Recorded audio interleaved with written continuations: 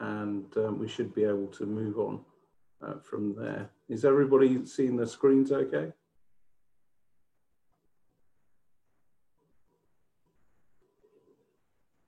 My view has changed slightly, I regret.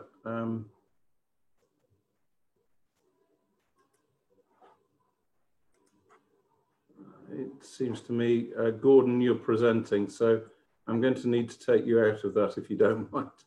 I can't see anybody.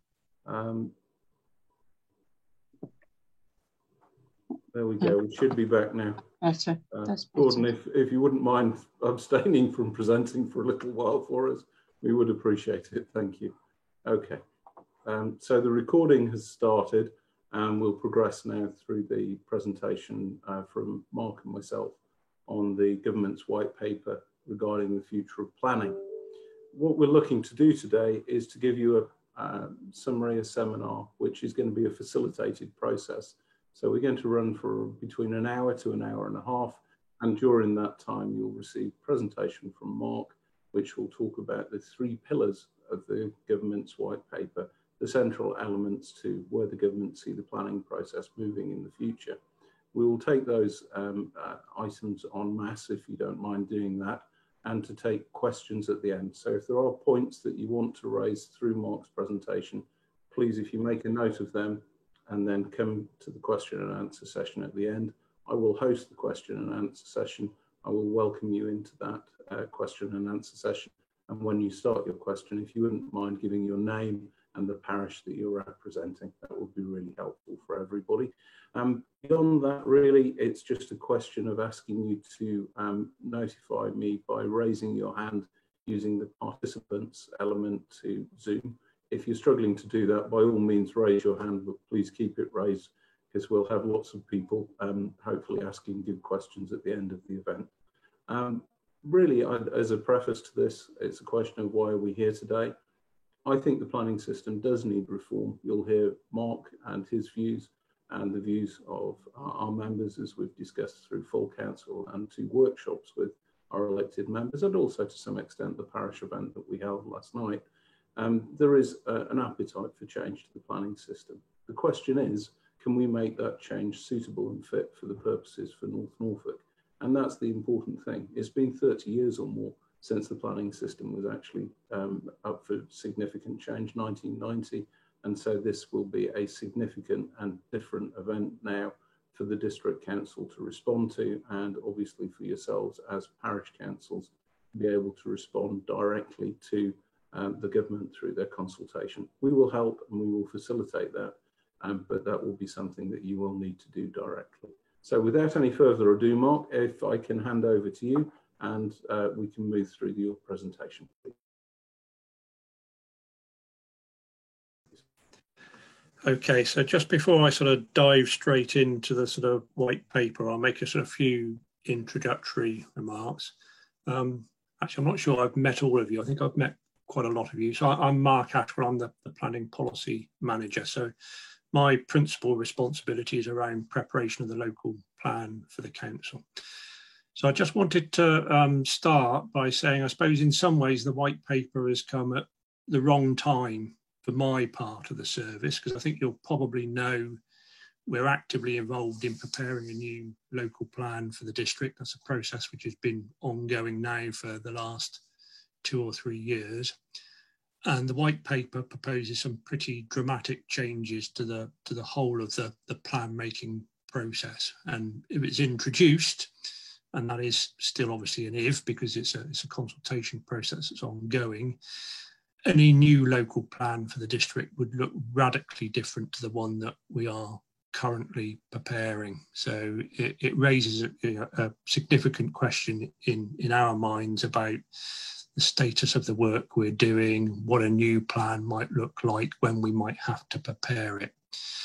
But having said that, the white paper has got transitional provisions in it which allow for local authorities like ours, which are relatively well progressed in the preparation of their new plans, to essentially save the work and submit it for examination under the current regime. So government sort of recognises that these sort of white paper provisions can't come in like a sort of guillotine overnight and then all of a sudden we're into a different world. There will need to be a period of transition. And in terms of preparing the local plan, that means we've got a short window of opportunity to sort of continue with the work that we've been doing, get our plan as advanced as we possibly can, and then submit it for examination at the end of the process. And that short window is probably about a year or so from now. So for those of you that have been involved in the preparation of the plan, have made representations, curious about where we are, we're currently working through the comments which were made about a year ago now when we published the first draft of the plan. And we're moving forwards with a timetable which will see us preparing a new plan, the next version, for public consultation in the spring or early summer next year. So the sort of next time that you'll all collectively hear from us will be in relation to what's called the Regulation 19 plan. That's the sort of next version. And there will be a similar round of public consultation to the one we did about a year ago before we submit the plan for examination. So that's where we are on the plan. We're going to press ahead. We're going to try and complete the process that we've started and hope that the white paper provisions, if they are introduced, will bear down on the next plan rather than this one. And we've got a chance to sort of complete the job. So that's where we are on that. So what I'm now going to do is I'm just going to share my screen and run through a document that it came around with the invites to this. It's a summary of the provisions prepared by the Royal Town Planning Institute. So a one-page summary that we circulated. It's pretty high level, but it's I think the best sort of overarching sort of review of the white paper that I've seen if you don't want to read the entire document. The entire document's about 80 pages long. It's got some quite complicated stuff in it. So I'm going to rely on a pretty high level sort of summary. What I'm going to try and do is just skirt through the main provisions. Again, I think I might talk for about 20 minutes or so. I want to leave plenty of opportunity for sort of questions afterwards. So of necessity, this is going to be a very quick sort of skim through what the white paper actually contains. And I'll throw in a few opinions along the way and let you know what I and perhaps the council think about some of the proposals which are being made, and hopefully that'll prompt a lively discussion and some questions from you. So can somebody wave and say they can see my screen? Can you see that I've now put that material up on the screen? That's good. Okay, so the consultation is presented in three pillars. I'll just sort of cover what they're about. So the first pillar, this one on the left-hand side, is all about plan making, the process of preparing local plans and what local plans might look like and contain in the future. The second pillar is all about design, something which they call beautification, what things look like. And the third pillar, which creates an awful lot of interest, is about how planning authorities deliver infrastructure alongside development proposals. So what process would be available in the future for local authorities to deliver infrastructure in its broadest sense. And I'll go through those in a little bit of detail one at a time. So I'm going to start over here on the left-hand side, Pillar 1, plan making. The first thing to point out is there is coming down the tracks a lot more pressure on housing delivery. Government wants local councils to deliver more housing. For many years, there's been a concern that councils are not delivering enough. You have to go back several decades, probably to the early 1980s, to a time when we were delivering, large numbers of houses in the country. Since that time, I think there's been various attempts to increase housing provision. None of them have really worked. And today, nationally, we deliver about 230 to 250,000 houses. Government believes that we should be delivering about 300,000, maybe as many as 330,000. and they believe that the planning process is part of the reason, not the entire reason, but part of the reason for us not delivering sufficient housing growth. So it's highly likely that we will be faced with much more challenging housing targets moving forward compared to where we are today. I'll translate those national figures into local numbers. So if we were challenged with delivering 300,000 houses a year, for North Norfolk, we're currently delivering about 500 a year. The last 3 or 4 years, we've delivered about 500 houses a year in the district. These new targets, if they come in, would see that number increase to 730 houses per year. So another 30% on top of what is currently being delivered. And that would be a significant challenge for us. And I can say now it's something which the council locally is not likely to support. We will be objecting, I think, very strongly to that proposition. We don't believe that sort of rural North Norfolk has got the capacity, even if there were demand for that scale of growth. We think the consequences of delivering it would be pretty dire for a rural district like ours. So we will be making pretty strong representations that we think that housing target locally is far, far too high. There would be, again, if the white paper provisions come in, a major overhaul of the plan making process. For those of you who've seen our plan, you'll see it's, you know, it's a big document, lots of policies in it, strategic policies around the distribution of growth, and lots of detailed policies about how we deal with planning applications. And government would like to simplify that process and speed it up. So rather than plans taking 5, 6, 7 years to prepare, they'd like to see plans prepared in about 30 months, so less than 3 years. And to do that, they would like to radically simplify their content and the way that they are prepared.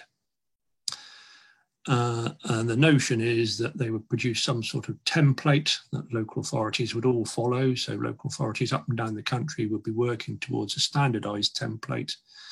And that template would allow for 3 broad designations of land, a sort of zonal system, protected areas, which most of you, I think, would sit in. Most of the rural parishes, the smaller villages, would probably fall under this protected area designation. Then there would be renewal areas, which are a bit analogous to our sort of towns and larger villages. The built up areas, the places where there are already buildings, would likely turn into renewal areas. And then the third zone would be a growth area, which would be councils indicating on maps where future growth was going to happen. So a sort of simplified sort of zonal approach to the way that we would control where development occurs. And that may or may not work. Associated with those zonal approaches would be a whole raft of deregulation. So if you were in one of the growth areas or one of the renewal areas, it is likely that significantly less development would require formal planning permission in the way that you would see today. So in growth areas and renewal areas, there's this idea that a new permission in principle would be granted, that when the local plan is prepared and it designated land, alongside that designation, you would get a permission in principle for various types of development. And that permission in principle could be set at various thresholds. On one hand, it could be, you know, quite large scale growth would get permission in principle. At the other end of the scale, it might be quite small development proposals. But the underlying proposition is that once the local plan has been prepared, it provides the skeleton, if you like, for what would be allowed in these areas. And hence there would be less need to get the sort of planning permissions that we deal with today. And alongside that, because permission in principle would be granted, there would be less consultation and less engagement at a local level. So I think from your point of view, representing parishes, you would want to be mindful of the fact that there is less opportunity to get engaged, other than through the local plan sort of process, the front-loaded bit of preparing the local plan, which may or may not be beneficial. Certainly it's an area that we're concerned about. We've seen moves over the years towards sort of deregulation and removing controls. And I think our view as an authority will be that that sort of pendulum has swung far enough, and further deregulation in that sort of direction is unhelpful. And as I say, removes a meaningful opportunity for communities to get engaged in the planning process. So that's what's happening in Pillar 1, much more simple plans, a sort of zonal approach, plans prepared much more quickly. And once areas are zoned for development, less control over that development through the need to make individual planning applications, because a lot of development proposals would get this permission in principle. And I'm paraphrasing it all a little bit there. In Pillar 2, and I think we're probably a little bit more positive about this, is the idea that government would strengthen our hand in terms of what they call beauty. We would rather it was a broader description, sort of design, rather than just appearance, because if you just concentrate on what things look like, you are missing significant elements of what's good about design, layout, relationship with adjacent buildings, relationship with open spaces, and the way places function. So I think one of our representations will be that the concentration on beauty and appearance is welcomed, but it's a bit too narrow, and a broader approach to the way that places work would be welcomed. The other sort of risks in this area is that government again would like to publish national design guides supported by local design guides and codes and sort of templated approaches. And I suppose the concern there would be, I'll cite an example. You'll see here there's reference to something called the Manual for Streets. The Manual for Streets is a highway document which tells every local authority up and down the country how roads should be laid out. And it's well intentioned, and it leads to safe roads with proper pedestrian footways, proper junction alignments and all the rest of it. But what it's also done is it means that a road in North Norfolk will look exactly the same as one in Suffolk and Cumbria and elsewhere in the country. It's a national templated approach, and in some ways it constrains local sort of innovation and variation. And the concern would be if you replicate the Manual for Streets that deals with highways, and you do that with housing and building design, and you start producing what are described as replicatable designs, things which are regarded as good. They might well be good in some areas of the country, but not so good in other areas of the country. So we would be concerned to ensure that whatever is produced around national standards are standards which relate to the principles of delivering good places, but don't necessarily prescribe the outcomes, that we're left to determine locally what is good locally, rather than having our hands tied to a set of prescribed sort of national standards. I'll just scroll my screen down a little bit.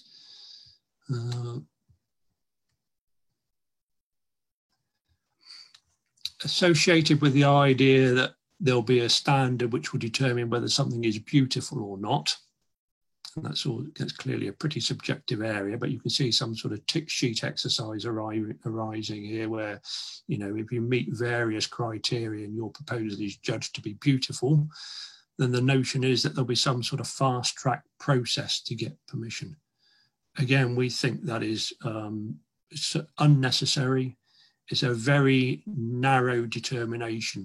Why should things which look nice be fast tracked? There might be all sorts of other problems with a proposal. Might be a very nice looking building, but there may well be other significant concerns about it which could take time to resolve. So again, I don't think we support the idea that just because something looks good, it should get some sort of fast track approval process. There's comments here. I think this is sort of eye-catching sort of headliner. All new streets to be tree-lined. You know, this is clearly a nod to the sort of you know, climate change agenda.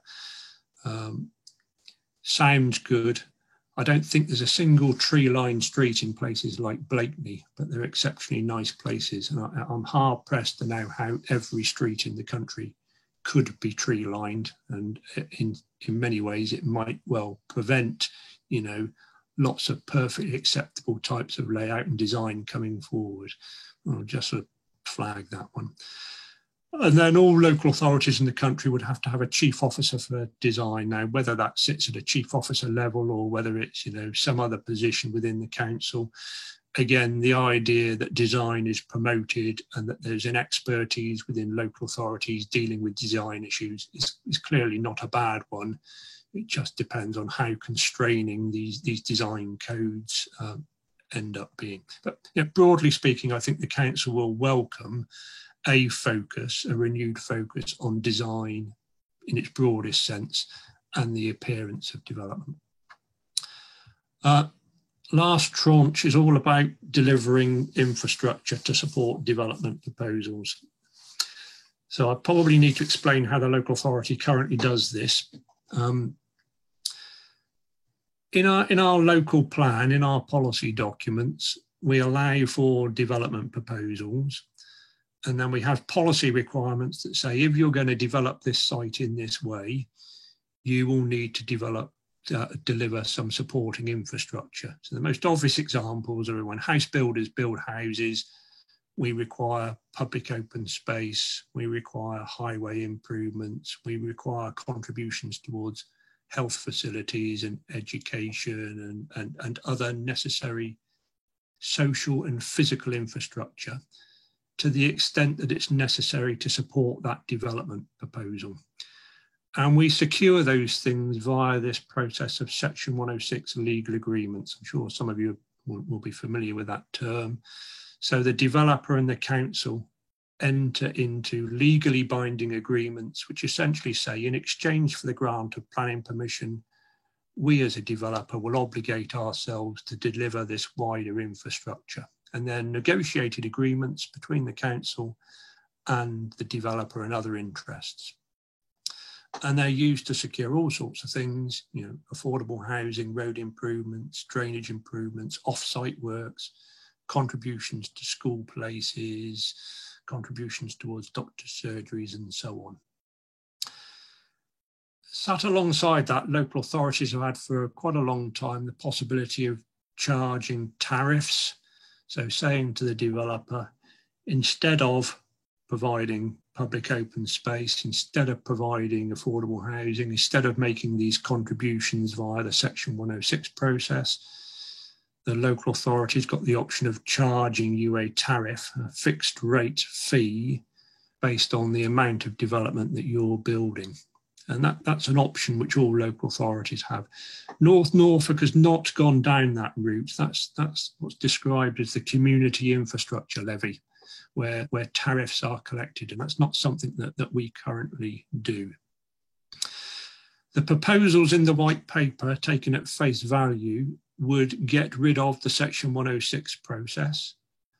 They would get rid of the community infrastructure levy process, the setting of local tariffs, and replace it with a single national tariff system based on the value of the development being built. So rather than it being based on sort of square meters of development, it would be based on the finished development value and would be charged as a flat rate tariff. And that flat rate tariff would be collected by the local authority and then used to fund the infrastructure. So it's another mechanism for delivering infrastructure associated with development proposals. To date, North Norfolk District Council has been reluctant to go down tariff-based routes because we're concerned that payments of tariffs will have an adverse impact on the delivery of affordable housing. Because they're non-negotiable, they're fixed at the outset, and they must be paid at various stages as development proceeds. they clearly have the potential to have an adverse impact on development viability. And that impact on development viability could, it's a risk, translate into lower proportions of affordable housing being delivered. And because the council thinks that affordable housing should be a really important high priority, we've been reluctant to proceed on the basis of any either local or national tariff-based systems because of that risk. We also like at the moment the clear link between the development proposal in, let's say, North Walsham, delivering infrastructure in North Walsham. The proposal happens in a place and the infrastructure is delivered in the same place, and the Section 106 agreements ensure that that happens. The additional risk with any tariff-based systems is you collect the tariff from that development in North Walsham, and then for whatever reason, you spend it somewhere else because the priorities are higher elsewhere.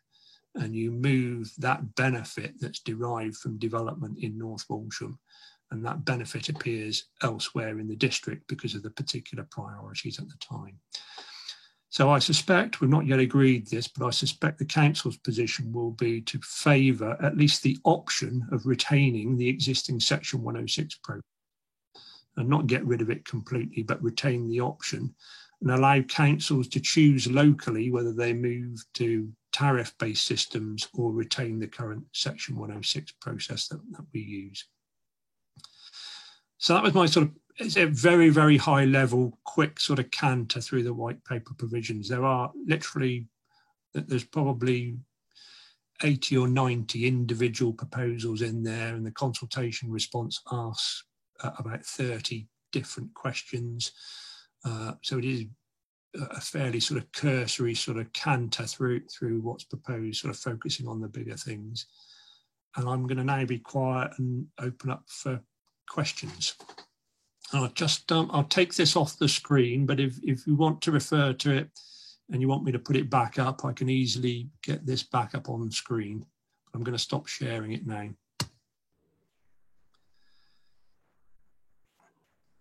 I know that was a bit high level, but hopefully there was enough in there to prompt some questions. Thank you very much, Mark. We've got Richard Neville with his hand raised. Richard, can we take your question, please? Yeah, okay. I've actually got two, and they're general questions about the two first two pillars. At the bottom of the first pillar, there's an item on that talks about a digital first approach. Yes. And what accommodations, my question is, what accommodations for those on the other side of the digital divide are there in the white paper? Yeah. And can I give you pillar 2 one as well? Because this is just a flip comment, really. Yeah. Beauty is in the eye of the beholder. Yes. Okay. So on the digital agenda, I think this falls two ways. We see there are some benefits in obviously making available more information digitally for those who are able to access it. But our concern would be that digital processes shouldn't replace the more conventional ways of engaging with people. There's a lot of reference to, we rely on yellow posters stuck to lamp posts and, what are now perhaps regarded as old-fashioned ways of engaging with people. We think any digital stuff should be in addition to what we already do rather than instead of, and that we shouldn't lose sight of the audience that we're dealing with. I'm not going to be rude here. I'm in this category as well. We're all getting a little bit older, particularly in North Norfolk, and some of these digital things are passing us by. So I think one of the things that we will be saying as a council is it shouldn't be instead of, it should be in addition to, and we should still retain the ability to do things in the way that reaches our communities in the most effective way.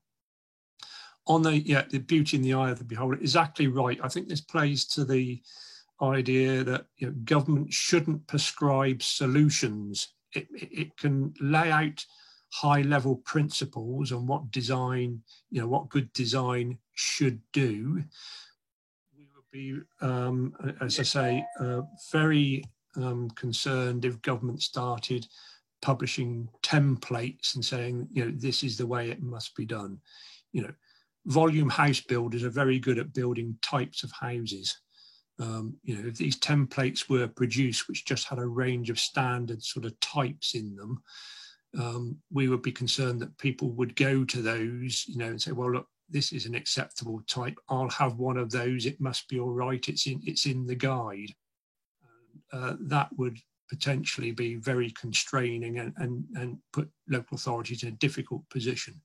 So it's all to do with what goes in the design guides and the codes and how prescriptive they end up being. I think we will be arguing for, you know, don't lose sight of local distinctiveness, you know, flexibility. By all means, publish, you know, some principles and some guidelines.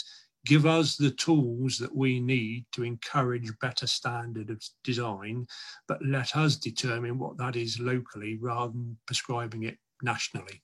I think that will be the message. Just to add to those points, Mark, I think it's really concerning for officers and members here that proposals for digitisation may lead to exclusion. We will work very hard to ensure that that isn't the case with whatever direction the government tries to take. It will certainly be lobbying for the fact that there are people who need to have different means of communication made available for them. And it may well be digital first, but it won't be first, last and always in terms of our views. In terms of design, we've got a very good draft design guide, which will move forward with the local plan, and that does recognise local diversity, vernacular materials and design features. So that will be something that we will build on strongly. We believe that design is a key element for North Norfolk. It's one of the things that makes us unique as a district and sets our planning bar very high for this district. So we're very pleased to see that design features, but it needs to feature in the right way, and it needs to feature that local distinctiveness that we have across our district. Ros, you raised your hand earlier on. Can we take your question, please? Yeah, sure. We on Sheringham Planning Committee have done the exercise of going through the white paper and read it. I have. Well done. Yeah, brownie points for us. And done the exercise of answering the questions and are in the process of submitting them. What I noticed in the pillars that not much was said in the diagram about housing needing to be sustainable and energy sustainable and energy efficient, and this whole design thing for us was a lot of that has got to incorporate design, yes, and beauty, but also that these houses, any new build houses, are energy efficient. You know, the tree line roads, yes, okay, it's just yeah, it's not an important part of that, but the design of houses is. And you didn't touch on anything that didn't seem to be touched on in that brief outline. I understand it was a brief outline. What is North Norfolk District Council's view on incorporating sustainability and energy efficiency into any new build housing? Okay. How do we feel about that? Yeah, okay. So, yeah, so I've focused on what's in the white paper, and you're quite right. There are whole areas which hardly get a mention, and you know, one of them is climate change, another area is biodiversity. You know, the focus of the paper is on sort of housing numbers and delivery and the infrastructure.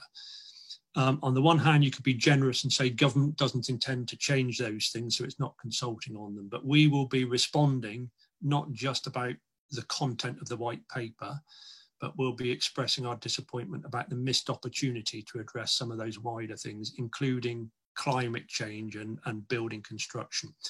I think we'll be characterising it as a sort of a missed opportunity and a lack of ambition.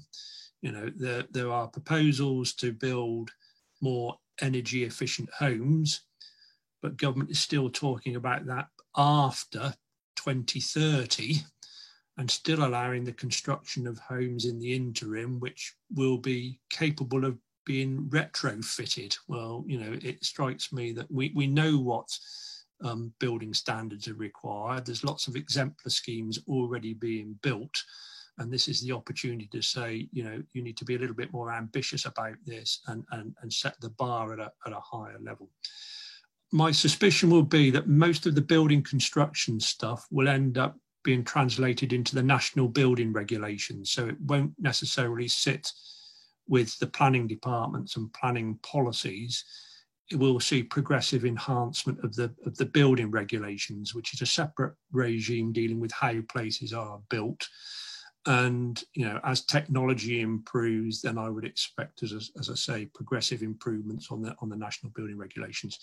The council, our view corporately, is that climate change as an issue is not being given sufficient attention at national level, and we'll be making those sort of comments in our reply. Again, Mark, the section, I've got the white paper up on my screen, and there's one element on page 57, proposal 15, which covers 2 paragraphs in the entire document. For this council, that's a much more significant contribution to planning and the way that planning and building control will move forward and look at climate change.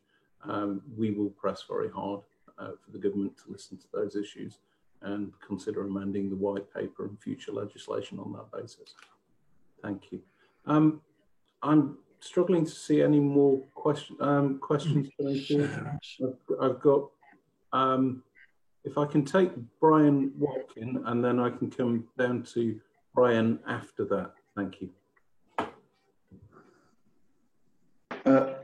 Sorry, I represent Sculthorpe Parish Council, which is a small village close to Fakenham. And we had a bit of a battle a couple of years ago where they wanted to put 200 houses into the field in the middle of the village. And thank you to Mark, we won that battle, and they didn't. But with the new protected area, when he said, will we fall, number one, will the small villages fall under protected areas? Particularly, I'm interested in Sculthorpe. And when it says protected, does that mean totally?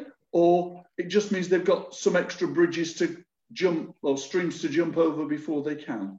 Okay, so the best way to describe protected areas, and we don't know as an authority where they will be, Brian. You know, there's not very much guidance in the white paper to say, you know, the extent of these and what they will cover.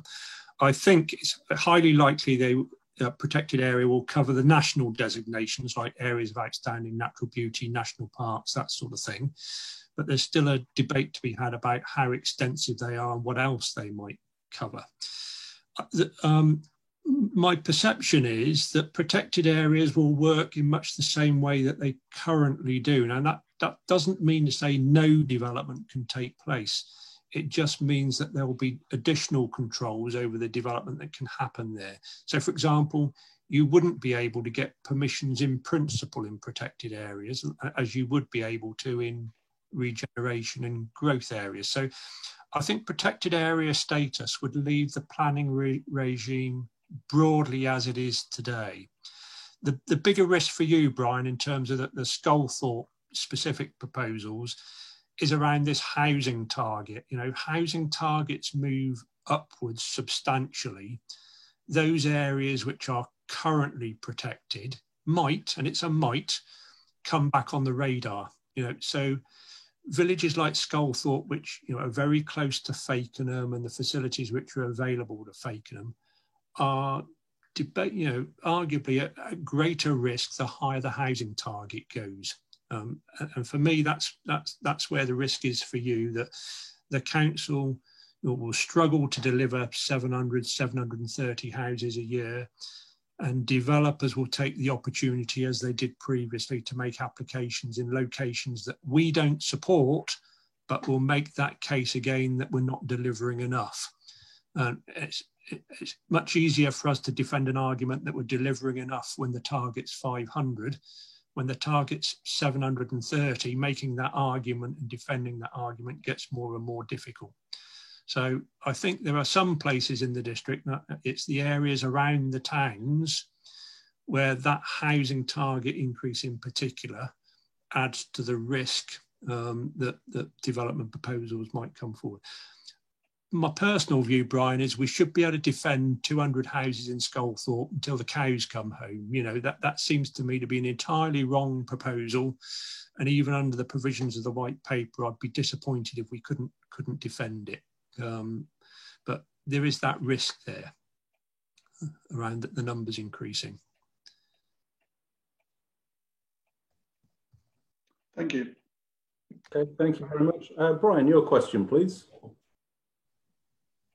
On mute, Brian, you're on mute. That's it. Yes, Brian Boughton from Trunch Parish Council. I see on the motion that you're presenting in the consultation process, you highlight its concerns over these proposals with local town and parish councils, the public and local residents. To submit something by the 29th of October would be, I think, impossible. Although we've gone through and read 72 pages of the white paper, it is a lot to take in. Will there be an opportunity along the lines for us to make comment? That's my first question. The second question is concerning the local plan, that the existing local plan, that was 10,000 new homes in North Norfolk up until 2036. We're now talking, you state figures of going up to 730. That could put another 4,000 houses on the list. Will that time scale extend beyond 2036? Okay, I'll take the first question. Take the first point first, Brian. Yeah, the consultation ends on the 29th of October, so it's not a lot of time for yourselves to turn around any responses. What I don't think we can do is respond on your behalf. You know, there are 101 parish councils in North Norfolk, and I don't think the district council can put itself in the position of responding on your behalf. So you will need, if you want to make representations. I think in practice, if you look at a lot of the provisions in the white paper, you probably won't be interested in making comments. There's quite a lot of technical areas in there which are largely sort of internal about the way the council, you know, does its own business. So, and there's no need to answer all of the questions. You can just answer one or two, or if you wanted to, you don't need to use the templated response at all that government's provided. You could just write a general letter expressing some fairly high level concerns if you've got them. And I made this offer yesterday to another audience. I'll make the offer again. If you want some support from us, if you want to contact me separately outside of this forum, if there are any particular questions or concerns, then I'm happy to be available to help sort of assist preparing any sort of response that you might want to make. But yeah, you're right, time is short. On the second point about the current local plan, you're quite right. You've done some quick maths in your head there. You know, the difference between 500 houses a year and 730 houses a year is another 3,500 houses somewhere in North Norfolk that we're currently not planning for. And that's why we want to get our skates on and get the current plan adopted if we can, because it will give us probably 2 or 3 years where we don't have to worry about that new housing target. We'll be able to rely on the plan that we're currently producing and then move fairly swiftly into preparing a new plan, which will probably have a longer timeline on it. You know, we'll probably then be looking at the next plan, hopefully not me, that will be looking at proposals going out to, you know, maybe 2041 or, you know, 2046 over a much longer time period. You know, we don't like the 730. The current plan we've got won't deliver 730. So there are only really 2 options: tear up the current plan and start again. Don't want to do that. Or try and save the current plan and protect ourselves from the higher targets which are in the white paper. I'm sure we will be doing the latter, trying to produce the plan that we've got with the current housing target in it and get that through the examination process. Then frankly, from my point of view, it's somebody else's headache about how they do the next plan. Okay, thank you, Mark. Thanks, Mark. I think, you know, in all seriousness, the housing numbers are a significant concern, and there will be a huge effort made by our plan making team to be going to consultation for summer of next year on our final draft, and we will encourage and try to enable you to provide your comments on that final draft to ensure that our plan is saved. There's been an awful lot of hard work by members, by parishes, and by officers here to get to the place where our plan has progressed significantly. So from that point of view, that's absolutely critical.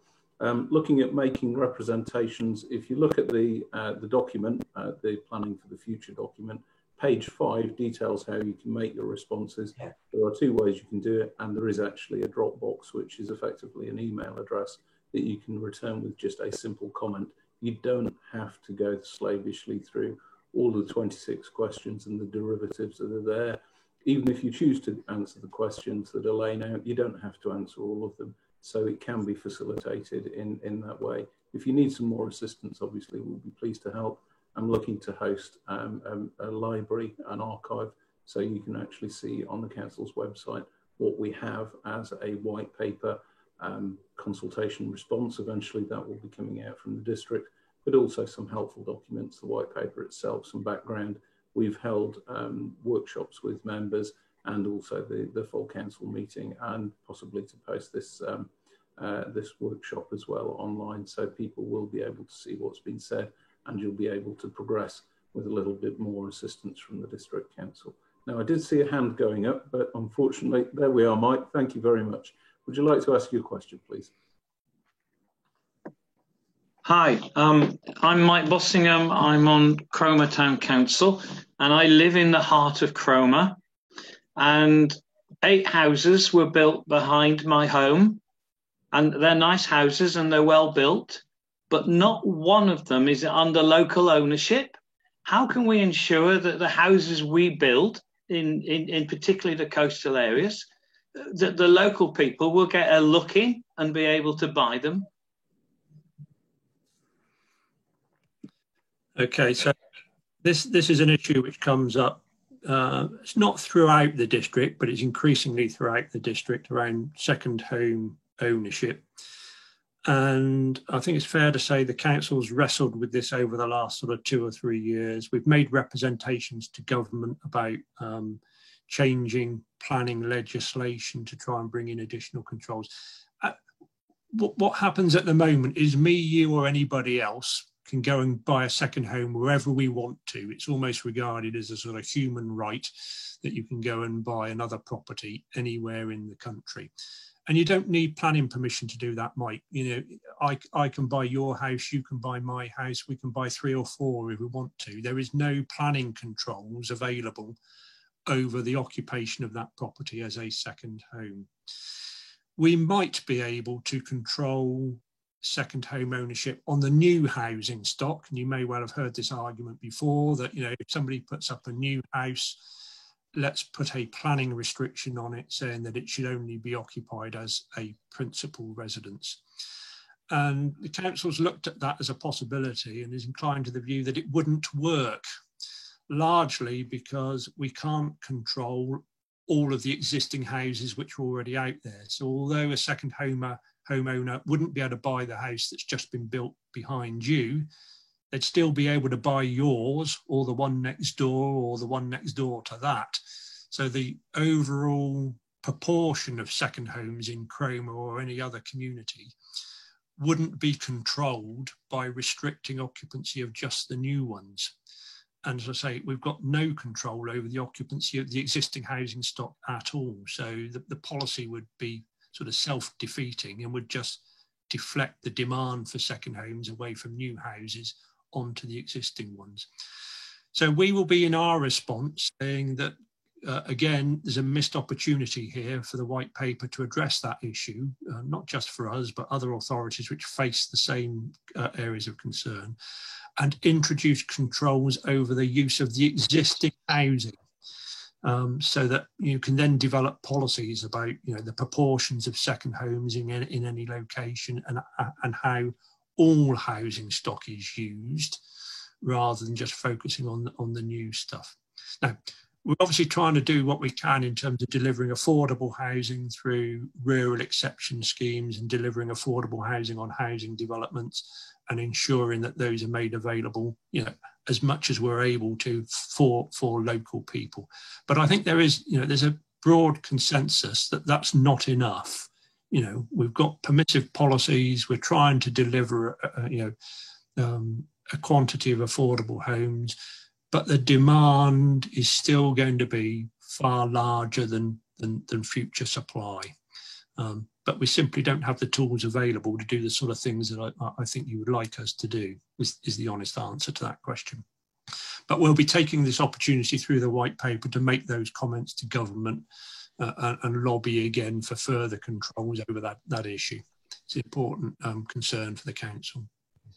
Yeah, I would say, Mark, that's certainly something that I heard from members at the meeting of full council. Second homes is a very significant concern for our members. That was expressed, and it was something that they were very clear they needed to return to the ministers on through this consultation. It's a key issue for coastal areas, and there are discussions taking place between the local government organisation and other councils that are struggling with the same issues.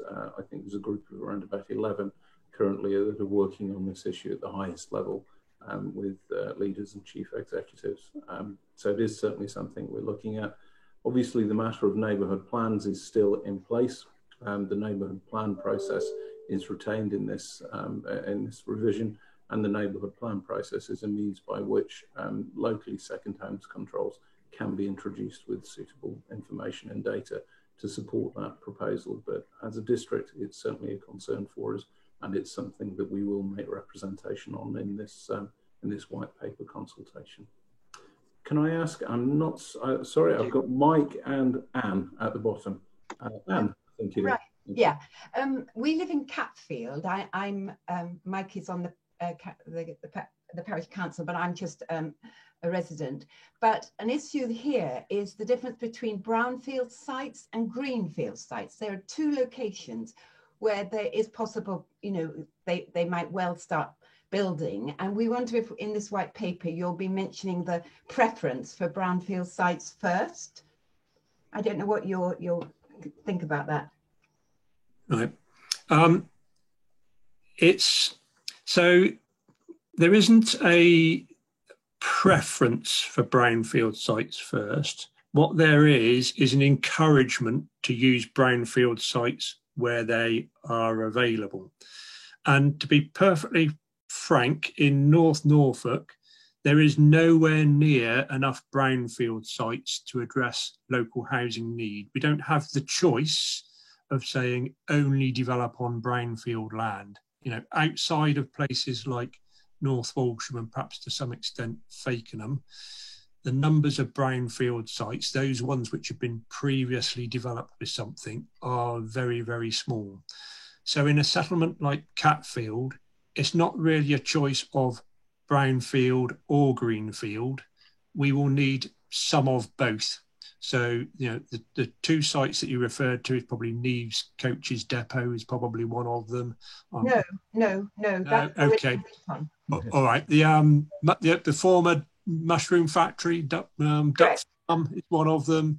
The council has taken a view over many years to try and retain that for employment purposes. We'll have to look at that carefully again. It's been a semi-derelict site for a long, long time. It's hardly being used for anything. You're right. That's the point. Yeah. That's the sort of site that could usefully be brought forward for development. Maybe a mixed-use scheme would be the sort of thing that you would look at. But the point is that wouldn't be instead of greenfield development. You would need, I think, to have both proposals to address wider housing need in the district. It's not as simple as just saying only develop brownfield land and that's the solution. We just don't have those, that number of brownfield sites that are suitable for development across the district. The nature of the housing challenge is much, much more substantial. Thank you. Thank you, Mark. I've got George. Could you bring your question forward, please? Thank you. I'm from Fakenham. You've implied, Mark, that Fakenham would be a renewal area. Do you anticipate any growth areas in North Norfolk? And as a second one, the current SIL, I know we don't do it, but if there was a national tariff, do you anticipate that a proportion of that would be spent in the local parish?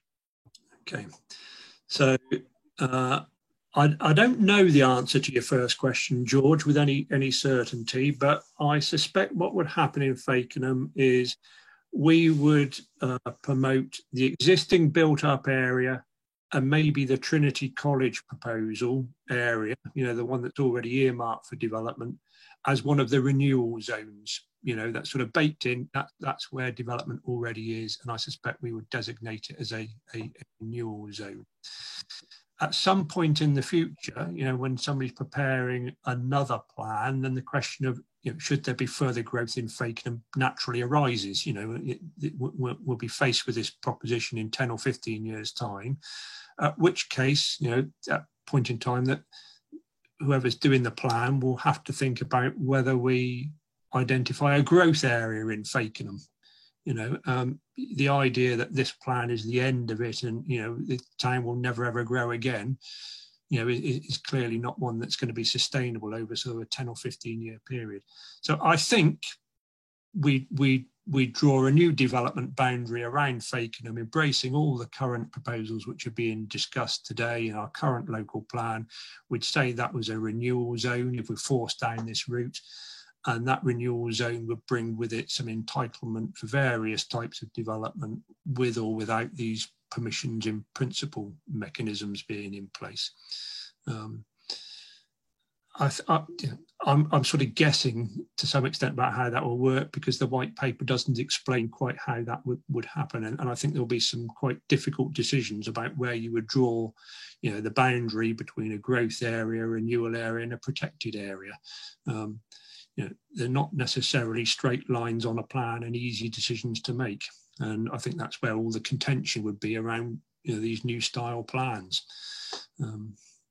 Hence our anxiety to probably save what we've currently got, George, you know, and not throw it all away and do it all again, because it's sort of going back to first principles and starting the job again is, you know, clearly not something we would relish doing. Thank you very much. I had a supplementary question, which was, do you think a proportion of the tariff will be allocated? Yes.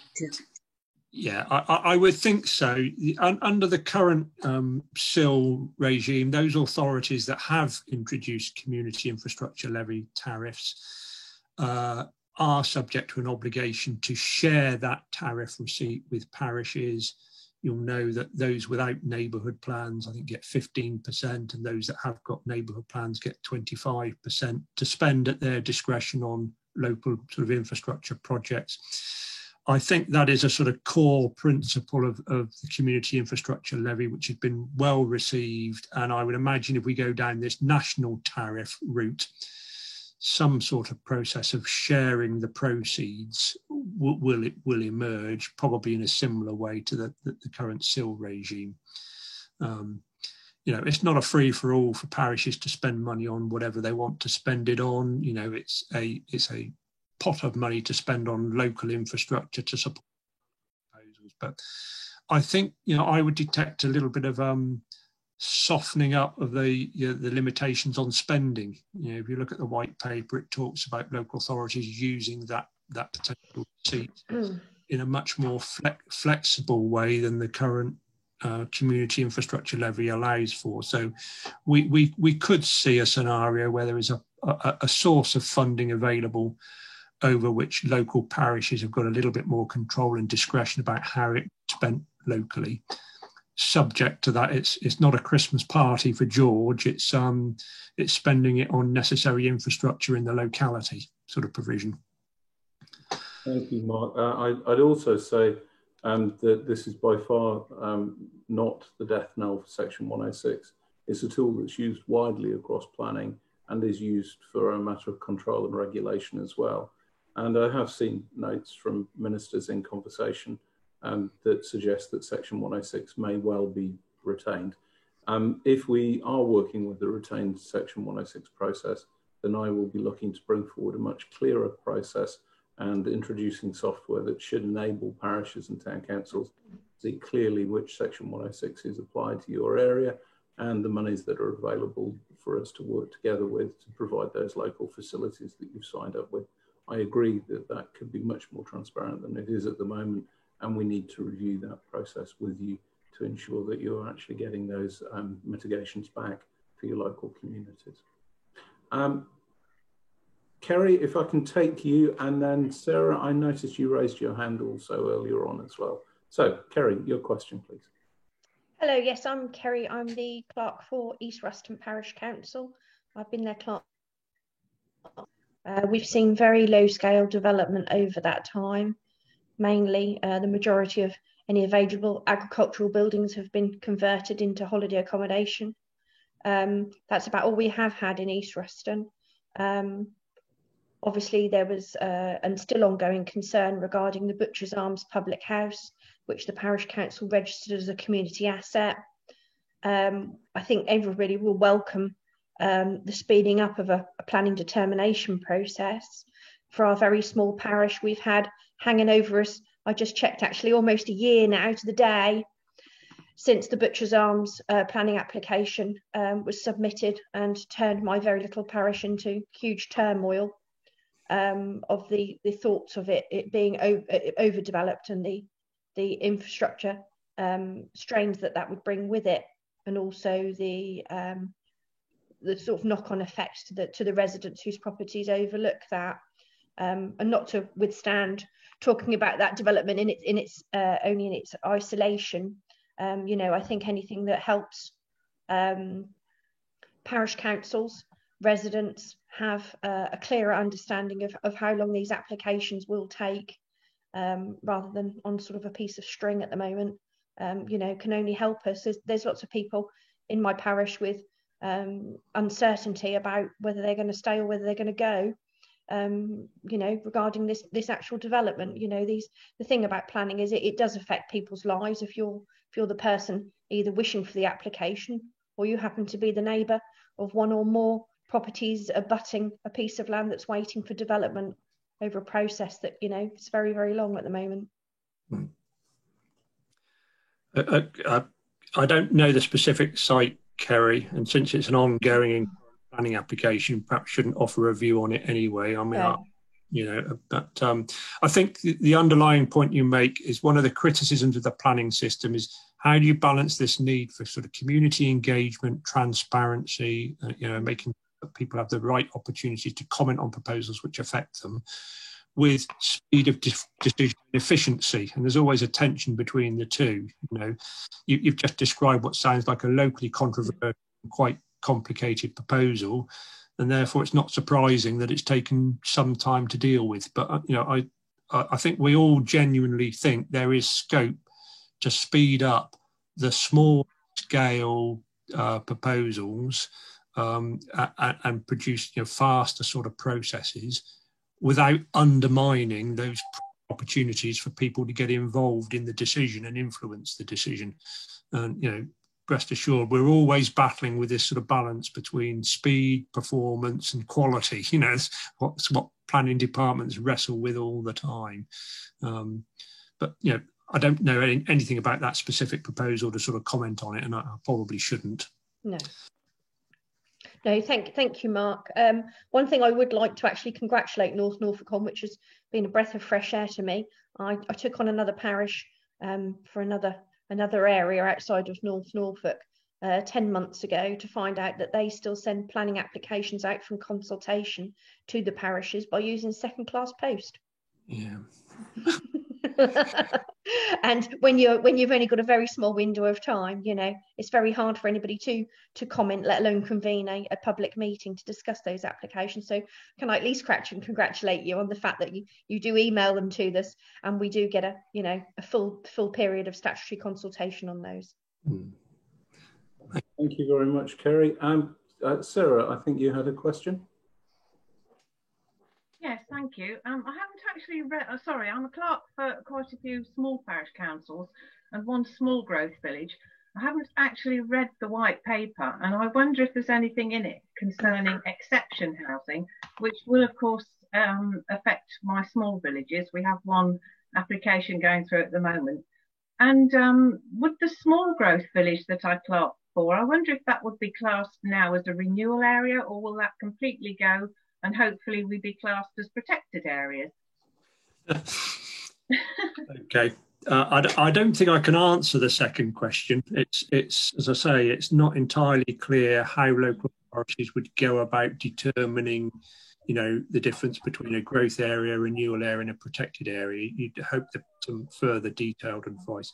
My hunch, and it's no more than a hunch, Sarah, so don't rely on it, is most of the small villages in North Norfolk, the sort of places that you sort of represent, would largely stay in the protected area sort of status. I don't see there being a major shift towards dispersing growth out into the sort of very rural parishes. You know, it wouldn't be consistent with climate change and sustainability and all the other things.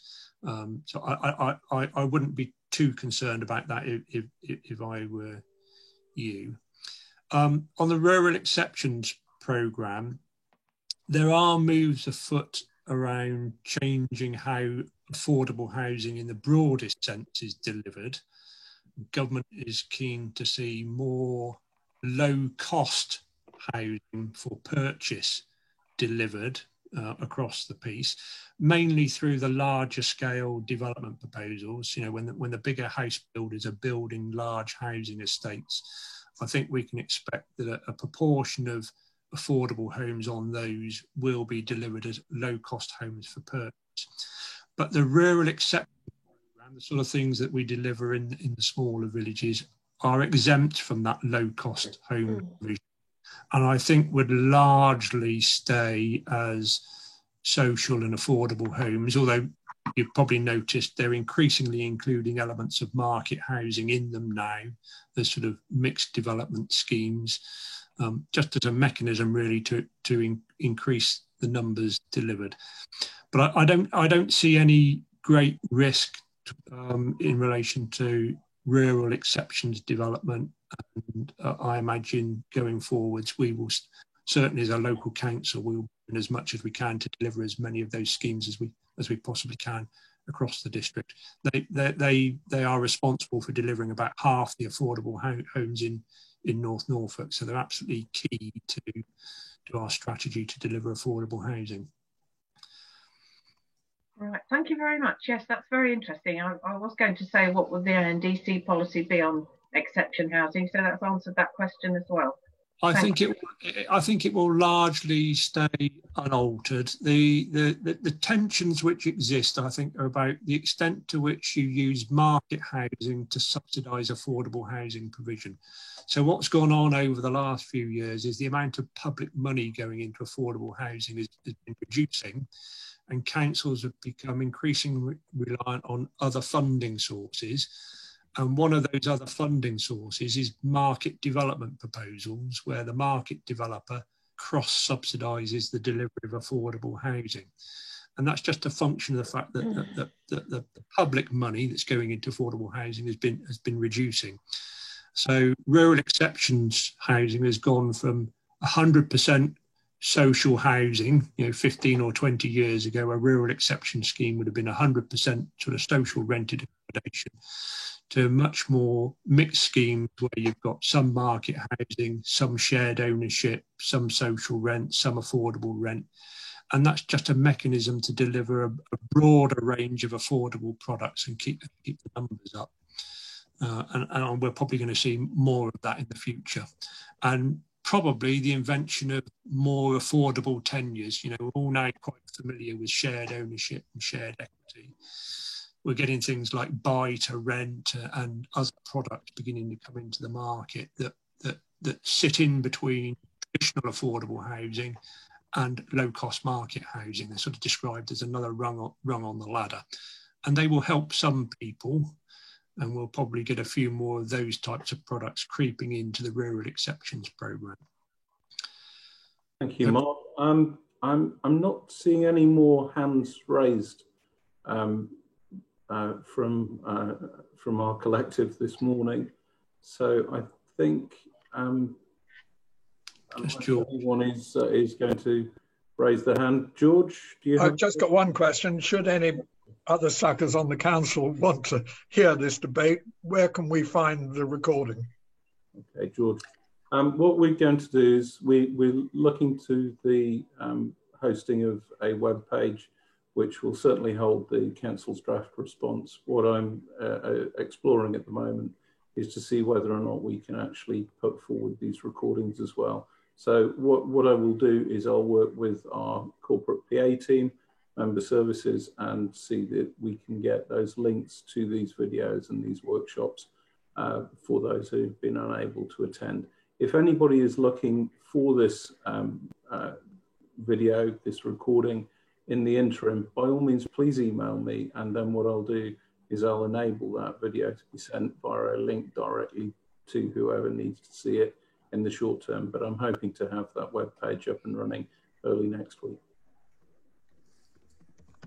Okay, well, I'm going to say thank you very much. I really appreciate you taking the time out of your day to attend, to listen to our presentation and to ask those questions. And certainly the comments have helped to inform the responses that we will be taking forward. Our responses will be taken to the leader and the planning portfolio holder, and then will be presented to the MCHLG under their consultation process. So from that point of view, we're hoping to have our response on the council's webpage well ahead of time, and we'll be working with our elected members to ensure that your views and concerns, considerations raised in the workshops will be represented in the responses that we give. Unfortunately, there has been a level of diversity in those responses, so we will have to try and steer a course through some of those elements that favour some parts of the white paper and other elements which are strongly averse. I think we've got a good flavour of where you stand today, and thank you very much for attending. Have a good day.